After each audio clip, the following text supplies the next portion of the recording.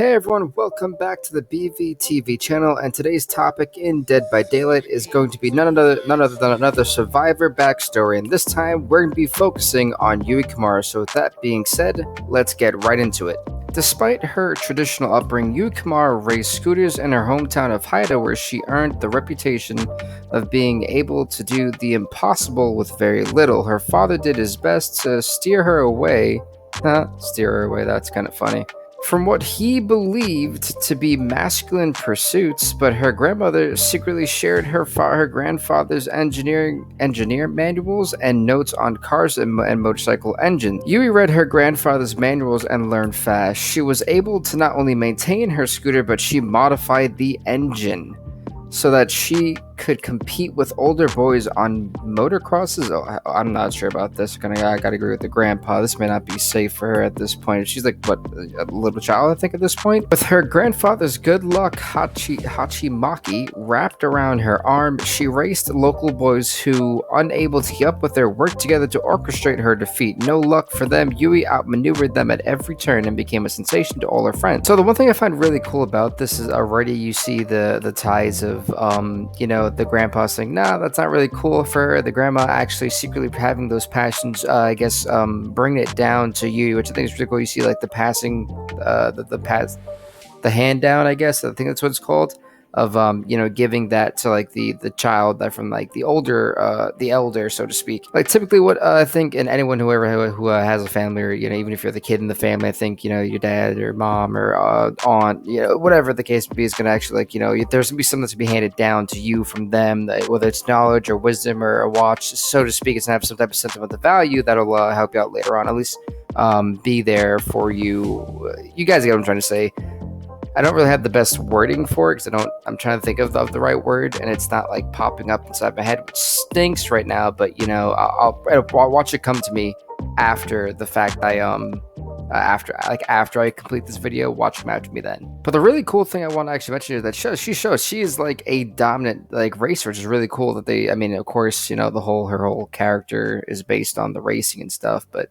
Yeah, I thought that was pretty cool that they actually still added that little nugget of information about her in there. When it came time to apply for school, Yui gathered her courage and confessed her ambition to race motorcycles to her father. An altercation ensued when Yui refused to apply proper education. Her father felt a great shame and told her she was no longer welcome in their home. Oh my gosh, it's terrible. To see that right there, that is not fair.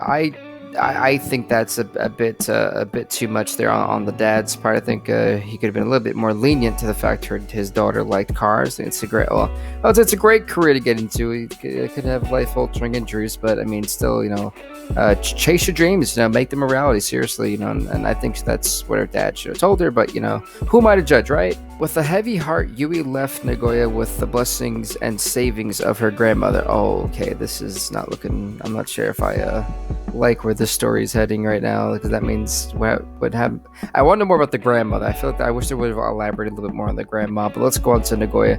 Nagoya was not only what Yui expected. She could only find low-grade clerical work or minor jobs as a hostess. With the last of her grandmother gave her, she purchased a racing bike and entered illegal street races where she won more money than she had ever seen. Rumors of her courage and quick reflexes spread like wildfire. See, look, now she's starting to build that notoriety, not notoriety, it's a hard word, but the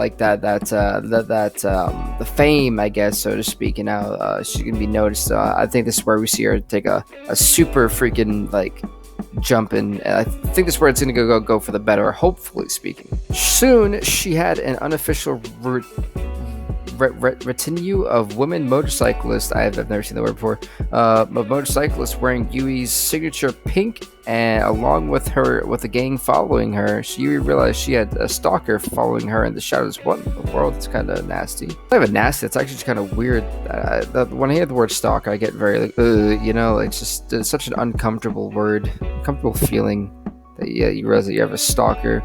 When Yui realized her lucky handkerchief had been stolen from her apartment, she took the concerns to the police, who laughed and dismissed her, saying her stalker was probably a nice guy and that she should she would probably marry him in the near future. That's disturbing, and the cops need to do better than that. If a cop ever told me that, I'm reporting them immediately. Like, customer service. I report them like, who is your what's the word? Who is your? There's a word in the police academy. Your boss. I'm just gonna use boss. That's something I can think of right now. I'm like, who's your boss? Let's speak to them right now. You should be fired on the spot. That would be me. That right there is what we call minimally exceptional police work. Anyway. One evening, Yui returned home to find the stalker in her apartment going through her things. He hadn't seen her, and she wasn't sure what she should do, but the sight of him going through clothes was too much to bear. She yelled for him to leave. The stalker turned to her with a knife. Oh my gosh! He lunged at her. She evaded his attack, and he hit the wall and dropped the knife. Without hesitation, Yui tackled him. They rolled over the ground, exchanging desperate blows. Yui took more blows than she had ever experienced racing scooters in Shirakawa? I believe that's how you say it. With a surge of adrenaline, she managed to overpower her stalker, snatching the knife from the floor and holding the razor-sharp blade to his neck. When the police reached their apartment, they took him away and rushed her to the hospital for trauma. X-rays revealed she had a broken arm and a foot. Wait, what? And foot in several places. Oh, broken arm. I was like, wait, that makes no sense to me. She had a broken arm and foot in several places. I was like, what? I was like, this is what? Anyway, it wasn't long before her gang showed up one by one, and together they helped her pay her medical bills. Rehabilitation was difficult for Yui, but Yui never gave up. And with the support of her gang, she was ready for the races. Again, maybe Yui should take like a break, to be honest. Yui's first race after her gang presented her with a new pink Hachimaki with their signatures and good luck messages written all over it. Yui vowed she would help other women with her winnings and influence. True to her word, her gang became known as the Sakura 7 Gang, and wore the pink Hachimaki as a symbol of unity and support for women needing help from stalkers and abusers. I actually like that. That's pretty cool. And I think, honestly, that's like a really cool message that they put in. It's very, for me at least, very empowering, and to know that, you know, people are not alone, that there are people who are out there trying to support them, like, hey, we've got your back. Even if there's social means, we're here to support you through this horrible and difficult time. So I think that's really, really cool and really awesome. I think it's very special. It's really cool.